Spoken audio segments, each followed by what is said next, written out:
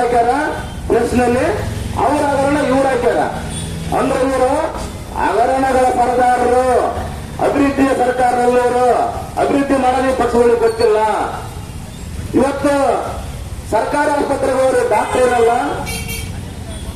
ಅದೇ ರೀತಿಯಾಗಿ ಮಾರುಕಟ್ಟೆಗೆ ಹೋದ್ರೆ ಸೂಟು ಮುರಿತಾರ, ಅಮಲಿ ತಗೊಂತಾರ, ಕಮಿಷನ್ ತಗೊಂತಾರ.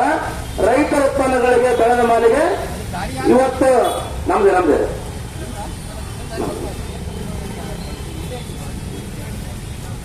ಇವತ್ತು ಎಪಿಎಂಸಿಯಲ್ಲಿ ಲೂಟು ಮಾಡ್ತಾರ.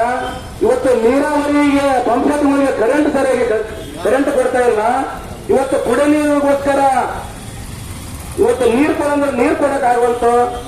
ಇವತ್ತು ಅದೇ ರೀತಿಯಾಗಿ ಇವತ್ತು ರೈತರ ಉತ್ಪನ್ನಗಳಿಗೆ ಯೋಗ್ಯ ಬೆಲೆ ಇಲ್ಲ. ಇಂಥ ಪರಿಸ್ಥಿತಿಯಲ್ಲಿ ಸಾಲ ಮನ್ನಾ ಮಾಡಂತವ್ರು ಸಾಲ ಮನ್ನಾ ಮಾಡ್ತಾ ಇಲ್ಲ. ಅದೇ ರೀತಿಯಾಗಿ NH ಏನು ಆಳುವಂತ ಹಳ್ಳಿಗಳಲ್ಲಿ ಅಲ್ಲೇ ಒಂದು ಎತ್ತರದ ಬ್ರಿಡ್ಜ್ ಮಾಡ ಅಂತ ಹೇಳಿ ಕೇಳಿಸಿ ಒಂದು ಮನೆಯೂ ಕೊಡುವಂತ ಪರಿಸ್ಥಿತಿ ಬಂದಿದೆ. ಇವತ್ತು ಅಪರಾಧಗಳಾಗ್ತಾವ, ಇವತ್ತು ಭಾರಿ ವಾಹನಗಳು ಅಡ್ಡಾಡ್ತಾವ. ಹಂಗಾಗಿ ಹಳ್ಳಿಗಳಲ್ಲಿ ಇವತ್ತು ಬ್ರಿಡ್ಜ್ಗಳನ್ನು ಮಾಡಂದ್ರೆ ಬ್ರಿಡ್ಜ್ ಮಾಡಕ್ ಕೂಡ ತಯಾರಿಲ್ಲ. ಇವತ್ತು ಪ್ರತಿಯೊಂದಕ್ಕೂ ಇವತ್ತು ಪ್ರತಿಭಟನೆ ಮಾಡೋಂತ ಅನಿವಾರ್ಯತೆ ಇದೆ. ಇವತ್ತು ರೈತರು ಸಾಲ ಮನ್ನಾ ಮಾಡಕ್ಕಾಗಿತ್ತು, ರೈತರು ಸಾಲ ಮನ್ನಾ ಮಾಡಿಲ್ಲ. ಇವತ್ತು ರೈತರಿಗೆ ಯೋಗ್ಯವಾದ ಬೆಲೆಗೆ ಕೊಡಬೇಕಾಗಿತ್ತು, ಯೋಗ್ಯವಾದ ಬೆಲೆಗೆ ಕೂಡ ಈ ಸರ್ಕಾರಕ್ಕೆ ಸಾಕಷ್ಟಿಲ್ಲಂತಾಗಿದೆ.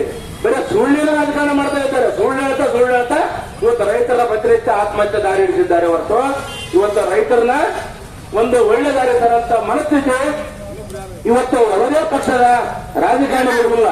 ಇವತ್ತು ಕಾಂಗ್ರೆಸ್ ಆಗಿರ್ಬೋದು, ಜೆಡಿಎಸ್ ಆಗಿರ್ಬೋದು, ಬಿಜೆಪಿ ಆಗಿರ್ಬೋದು, ಕೇವಲ ತಮ್ಮ ಅಧಿಕಾರಕ್ಕೋಸ್ಕರ ರೈತರನ್ನ ಎತ್ತುಗಟ್ಟಿಸಿ ಜನರನ್ನ ಎತ್ತುಗಟ್ಟಿ ಅಧಿಕಾರ ಮಾಡ್ತಾರೆ ಹೊರತು ಇವತ್ತು ಯಾವುದೇ ಕಾರಣ ಕೂಡ ರೈತರ ಅಭಿವೃದ್ಧಿ ಅಧಿಕಾರದಲ್ಲಿವರು.